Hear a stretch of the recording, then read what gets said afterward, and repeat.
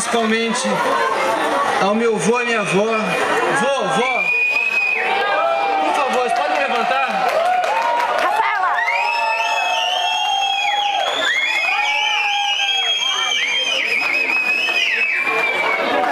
Vô, pode levantar, por favor? O senhor e a senhora? Eu acho que essas são as duas pessoas que fizeram, eu acho que o meu caráter e a minha vida. São as duas pessoas a quem eu devo tudo isso. Tem meu pai, minha mãe, que eu também gostaria de agradecer. Meu pai principalmente por ter ajudado a gente a fazer essa festa. Ele foi um cara que ajudou muita gente em relação a isso. Tem milhões de pessoas que eu gostaria de... Meu tio, minha tia. Minha mãe e meu pai.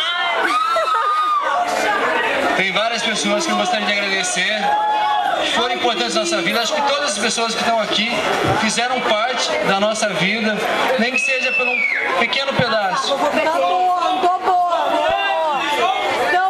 eu acho que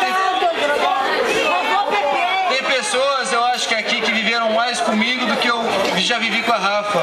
Foram 11 anos.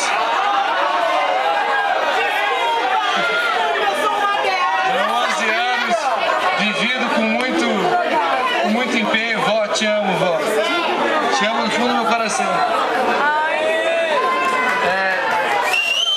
Gostaria de agradecer a todos vocês por estarem aqui hoje. Eu não vou ficar citando nomes, que vão ser todos os nomes, eu vou acabar citando. Então, de um fundo, eu gostaria de agradecer a todos. Tá bom, Silvinho. Você é meu padrinho. Mauro, meu padrinho. Cacão.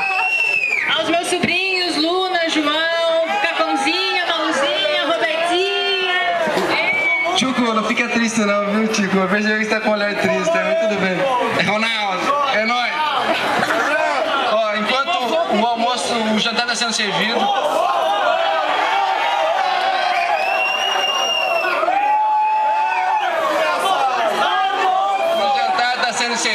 enquanto isso vai passar um vídeo vida meio da Rafa. Como é prolongado, vocês podem jantar assistindo, entendeu?